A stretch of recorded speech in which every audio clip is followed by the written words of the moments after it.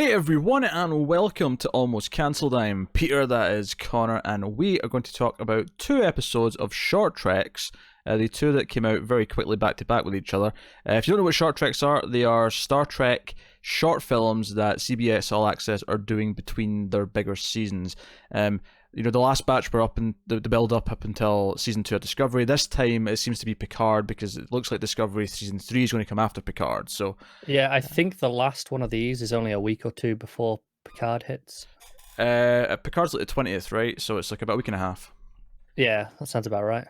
So yes, so that's what we're going to talk about. So these are like 15 minutes each, and I know there's 6 this time. There was only 4 last time. However, this time there's still 4 live action ones, but there's now 2 additional animated ones, which presumably will feed into the animated series that they're going to be doing next year. I would assume so, yeah. So the first 2 we're going to talk about here, because we didn't want to wait. Because last year we waited till they were all done and did them as one big block. We felt like being a little bit more current with them this year. Now, does that mean that we're going to do a single review next month when one more comes out? Maybe. We'll see how we feel. See how I feel. See if we're busy that week. See if we're busy. But the first one is called Q&A, and it is set in the Enterprise. In fact, I actually thought both were going to be set in the Enterprise because the second one started with an Enterprise scene. And then it swerves you. It swerved me. But the first one is set in the Enterprise, and it's all about Spock's first arrival on the Enterprise and meeting number 1. Who I guess they had to get Rebecca Romaine in there a bit more because they made a big deal about casting her, and then she was in like 2 scenes on all season 2. Yeah. It was kind of weird. I mean, it's not fair. She's pretty good. Yeah, she's fine. I actually just saw her in a movie called Satanic Panic a couple of weeks ago for Screams. Oh, was she in that? She was in that, yeah. So it's Spock arriving, and it's basically the plot is the both of them getting stuck in the turbo lift. The turbo lift breaks down. Even in the future, lifts break down. And do you know what was really funny about this as well? Just for me personally, is obviously we do classic Trek reviews, and there was one we did recently. I don't remember which episode it was, but there was something about a turbo lift, and I said I always got the sense that they kind of went around in corners. It wasn't just a straight line. They were going sideways, all over. And then you see this is the first time I've seen. Okay, they actually are going all over the place. Yeah, but obviously up until recently, the tech to show that wasn't really there. Yeah. But I appreciate that. I'd already got that sense, and it's just okay. That works. Sure, yeah. So they get stuck in the turbo lift, and number 1's like, "Hey, ask me some questions while we're on the way up to the bridge." And Spock's not very good at it. He's asking like anything ranging from really kind of weird, basic questions about stuff she likes to very specific opinions about this like class of ship being slightly better than the outdated model that just came out. It's what stuff like that. Operating system is the ship on? Yes. And that's kind of the gist of it, but they get stuck in the lift and he has to keep doing it, and it gets worse and worse, and they're eventually sitting down and she's looking miserable, and she kind of admits she's getting annoyed. There's kind of a weird sexual tension thing going on here as well, I thought. I got that too. A lot of close moments where they're kind of in each other's space and whatnot, especially when she decides she gets fed up and she wants to like get a boost to go up and work on the some of the doohickeys up in the panel. Grabs a waist and she's like, no, what the hell are you doing? Yeah, but even when she's like on his shoulders, like there's a couple of close-ups of his face where I'm like, he's feeling awkward because she's sitting on his shoulders. Like there was a lot of little beats like that. But ultimately, the thing kind of becomes about like eventually, she says, "Hey, I saw you kind of smirk there a little bit." Like, is when they were talking about the star system she first went to in her first mission. Something he's just kind of a little bit envious of. And so I didn't think Vulcans smelled like that, and he kind of like talks about how. Sorry, I won't do it again. Yeah, he talks about how he's always kind of holding it in a little bit, and she's like, "Hey, I've got secrets as well. I've got my kind of things, but you have to hold them in." And he's like, "Well, naturally, my next question is, what is your secret? What's the thing that you're hiding?" And she breaks into song. Yes. I'm sure you'll know the song. Go on, tell me. What musical is this from? I don't know. It's from a musical. I recognize it. It is. Do you know what the thing is, though? I can only remember it from the periodic table elements song. Okay. That's what my head goes to when I hear that. I want to say it's Chitty Chitty Bang Bang, but I could be wrong. You might be right. I could be wrong. It's been a while.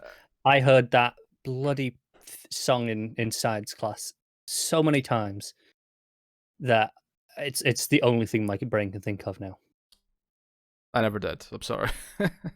Oh, have you not heard it before at all? I've heard the Animaniacs making fun of it. I've never heard it at the school setting.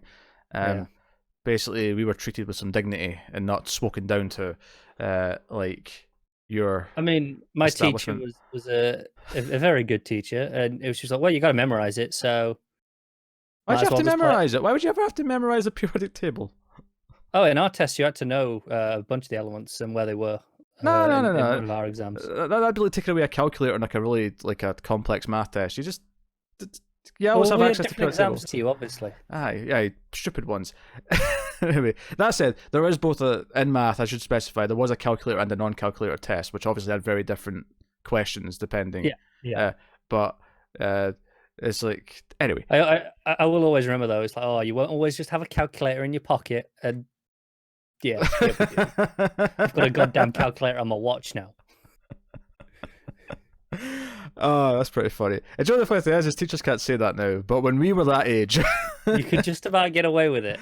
They really thought that we wouldn't have calculators on us at all times, but then the smartphone became a thing, and all of a sudden, it's like, and at the time you're like, well, my phone's got a calculator, but it wasn't like a scientific calculator with all the buttons and whistles. Then all the doohickeys, yes. Yeah, whereas now you can do whatever the hell you want. I'm pretty sure now your smartphone can do more complex things than any scientific calculator you had to use in high school ever did. Almost certainly. Oh, what a waste of purchase that bloody thing was. Yeah, we ought to buy one too. Yeah. Anyway, so she does this to kind of bond a little bit, and then immediately, some engineer shows up. And was it just me, or did the AI engineer voice on the turbo lift have a Scottish accent? Was that just me imagining things? Was that an AI? I thought it was an AI. I thought she was talking to engineering. Which is probably why they had a Scottish accent, because it was meant to be a little bit of a nod. It's meant to be a joke, yeah. It's meant to be Scotty. Yeah, that's fair. It was someone called Upjohn. It's a stupid name, but whatever. Yeah, I don't know. I remember. I don't know. I roll my eyes a little bit. It was like, oh, every engineer in the Enterprise is going to have a fake Scottish accent for forever and ever, right? Yeah. But she's like, we will never talk about this again. There'll be a hole in your memory where this experience took place, and that's just going to be it, okay? And he's like, yes. You above on the top of the lift, you can hear them. Is she laughing? Like, this is so unusual to hear. Yeah, and when they get up to the bridge and then he meets Pike, and it's he's very Vulcan, very very straight and regimented, and he says at ease, Ensign. He's like, oh, that's not my style, sir, or something to that effect. It's not my nature. And there's just I did think this short was a little bit thin for me, partly because I felt like it spent 14 minutes making a point. It could have probably done about 5. And I thought all the glances between number one and Spock at the end is just kind of like they're sort of almost nodding at each other, like, yeah, she took my advice, and he's like, yes, I took your advice, and we've bonded over a little bit. There's one too many nods. Yeah, too many nods. Like I like this when she goes to check the name of him, and Pike glances at her, like, he's like, you already know this. Mm-hmm. He's like, there's something going on here. He knows, and I kind of like that one. Yeah, I wonder if Pike's going to have a cameo in all of them, because obviously he's only in this one scene here, he's in one scene, the second one. I wonder if in all the live action ones you'll have one little scene. I'm okay with that. The more Pike, the better. Yeah. So that was Q&A. Okay, no, I didn't love it. I thought even just comparing it to the first 4 that we've already done, it felt like it had less story. It was very kind of surface popcorn filler, but it was pretty enjoyable. I was never bored. Yeah, that's fair. That's fair. At least they got to use the Enterprise set for a scene. Got to use it constantly, haven't they? Yeah. They spent all that time building it and money building it. Pretty good. So. Yep. So that was Q&A, and then the second one, which I think is the clear highlight of the two, is The Trouble with Edward. And of course, that immediately made me think of The Trouble with Tribbles. So I jokingly said when I saw this title, is he a Tribble? That is not accurate per se. He's definitely eaten a few Tribbles, and he's the creator of what we think of as a Tribble. We find out that the Tribbles that we know are not the base species. The base species, which are natural, don't multiply the way that we think of They tribbles. have an extremely long breeding period. Yes, and this idiot Edward, because we're introduced to Alita Battle Angel. What's her name? Yeah.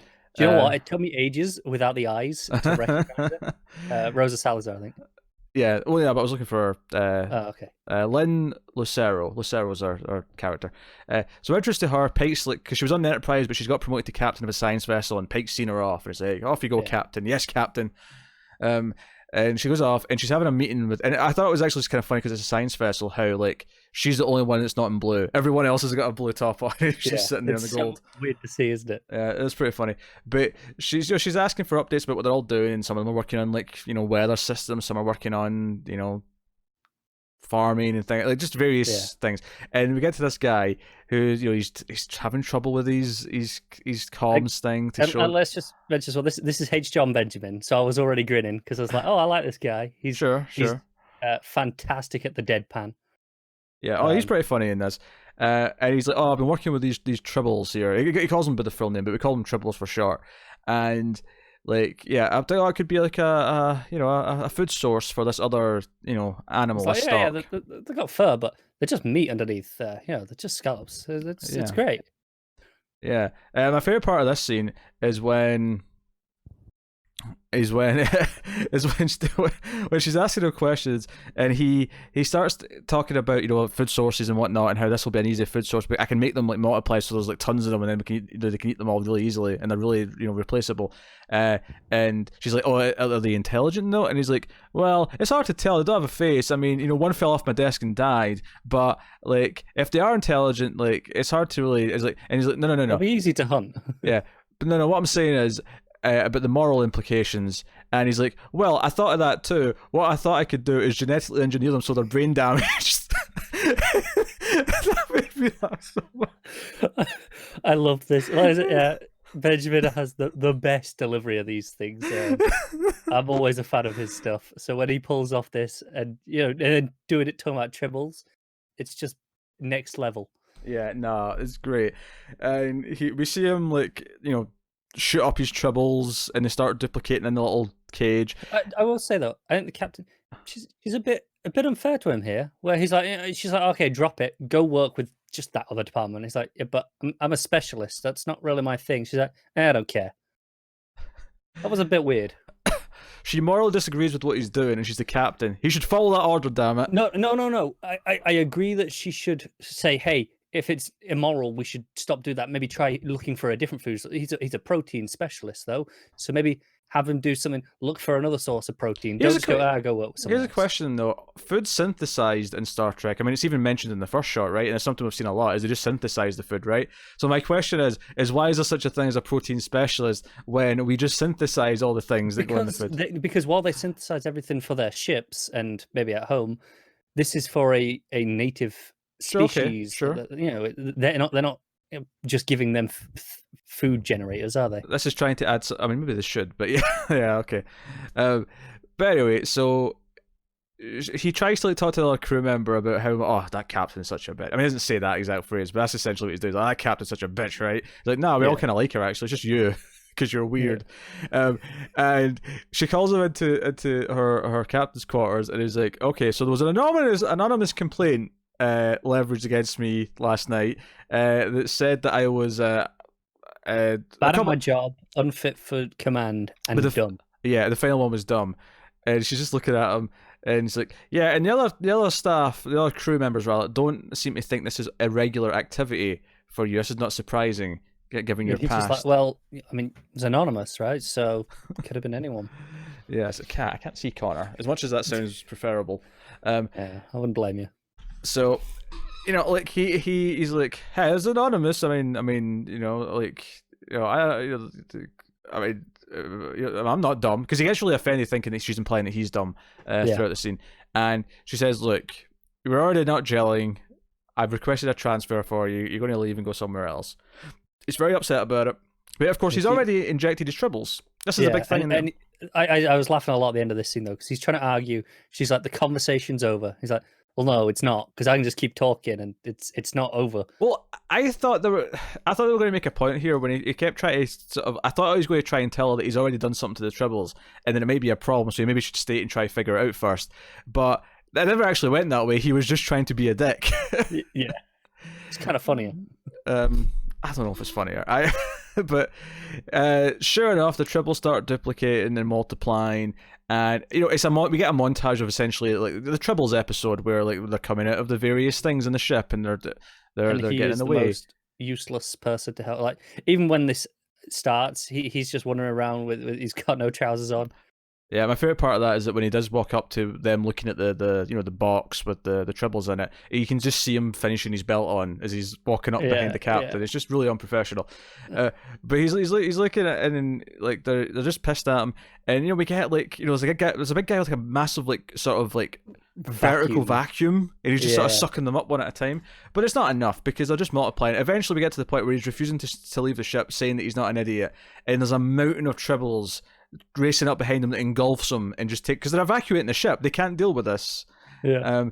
And it ends with, much like the end of season 2, we get like a sort of summit hearing kind of thing where like the admirals and whatever, the generals and so on, questioning the captain, Lucero, that was her name, Lucero, and they're describing that not only did you lose a ship, not only did a crew member die, like 10 days into your first post as captain, and not only did the ship crash on a planet and completely we had to evacuate the entire planet because the Tribbles are just overriding the whole damn thing. Not only all of that, apparently they've made their way to the Klingons, which is a reference, of course, to the original series because it's on a Klingon. Well, there's Klingons around in that episode. There is, yeah. It's in the black market. But I think it was maybe it's Klingon space. It's borderline, right? Yeah, but I think that's what the whole point of that line was, just to kind of like, hey, this kind of ties it to the original series a little bit. But they say, okay, how do you explain all of this? And then the final moment is just her deadpan going, he's an idiot. Cut to credits. It's brilliant. And then you have the post-credits scene. Yes, the commercial for the Tribbles cereal, which I'm not going to lie. Now, this is not as bad as Doom Patrol, but I don't like people eating hair. I really don't. So no, it's not nice. Watching these kids put Tribbles in their mouth was not pleasant. That's all I'm saying. It's meaty, so it fills you. Also, and I get it's a joke, but I was thinking logically during this, when she's like the mum's pouring out the box of Tribbles, and the narrator's like, and Tribbles is a cereal that never ends, so you'll never run out. And I'm like, how does that make sense from a marketing's perspective? You want to keep making more money. You say you only need to buy one box, so it costs a lot up front, but it'll last you. Oh, so you're telling me it costs like 10 grand up front for a box of Tribbles? I don't know if it costs that much, but I mean, it costs a lot. Joe, it'll be the Tribble cleanup crew will be where they really make their money. They'll own both services. It's like, here, you buy the box of cereal for your normal, a couple $, and then you're going to pay us thousands in cleanup crew Tribble business. I think my favorite bit of this advert at the end was they're pregnant with flavor.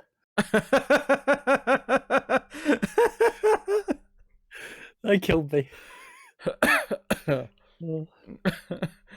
I think for me the highlight is him saying, "I can make them brain dead to solve that problem." That or brain damaged rather to solve that problem. That line. This was everything you could want in a short comedy. I think this is up there with the one in the future as tied maybe for my favorite short track. Yeah, they're so different as well, aren't they? I love. Total opposite ends of the spectrum, but those are definitely my two favorites. Trouble with Edward gets the points. This is worth watching. This one. It is. Admittedly, I don't necessarily see how either this or the last one will tie into season 3 of Discovery or Picard. I feel like they're just on their own this time. I don't think they will. I think they've actually probably got licensed to just be a bit more standalone this time. Just, hey, make the most of some Enterprise sets, use some casting that we've got. Yeah. And just, in the case of this one, have fun with it. Yeah. Yep, that's the plan. So yeah, we got 2 of these recently. So there's one out on the 14th of November called Astronaut, and then we'll probably just do that when it comes out. There's 2 coming out. There's 2 coming out on the 12th of December. I am going to assume that those are the 2 animated episodes and they're putting them out together because they're kind of a pair. And then the final one is on the 9th of January. So the animated ones, again, assuming that those 2 are the animated ones, are The Girl Who Made the Stars and Ephraim and Dot. And then the last one is called Children of Mars, so could be interesting. So, but no, this one was good. I like this a lot, and I think it's it just had fun with tribbles, and I think it's actually perfect to only be 15 minutes. I think if they try to stretch this to a full hour or whatever, you'd be bored. I feel like it would be like, okay, I get it, you're doing a Tribbles throwback episode, but how much new ideas have you got? The fact that it was only 15 minutes meant they could just have the fun they wanted to, have this stupid character, be funny, and just get in, get out, and just be good, start to finish. So, yeah. I think that's it. If this is an hour long, it loses all its impact. And like say, oh, what can you do that hasn't been done? Even in this, not much. It's oh look, tribbles are everywhere. It's the same thing as always. Yeah, it wasn't about the tribbles. It was about the creation of the tribbles and just how much of a doofus the guy that created them was. A terrible dick, but hilarious. So there you go. That's these 2 episodes of Short Treks. Obviously, these will be short reviews. We did 2 there, and we're only just over 20 minutes, but that makes sense. So we'll see you for the next one next month. Obviously, we're still doing Next Generation every week. We're on season 2. Look for that. You can like and subscribe. You can ding the bell to make sure you get notifications. You can follow other stuff that we do. Me and Tara do classic Twilight Zone reviews in a similar kind of vein as the Star Trek stuff. So go and have a look at that. You can, of course, support us in a number of different ways. You can do it by rating the audio podcast on Apple Podcasts with 5 stars. It gives a nice review, helps people share us out. You can support us financially over at patreon.com/MailFuzzTV for as little as $1 per month. And you get bonuses, you get some exclusive episodes of certain things, and you get like deleted outtake, like tangents that sometimes we'll end up doing, and we'll just cut them out and put them on Patreon. So go and have a look over there and see if you fancy any of that content. But mostly just feel a nice warm fuzzy, mildly fuzzy, you might say, feeling in your heart. Assuming it's not like Connor's and actually is warm and beating and has feeling in it. It helps, I assume.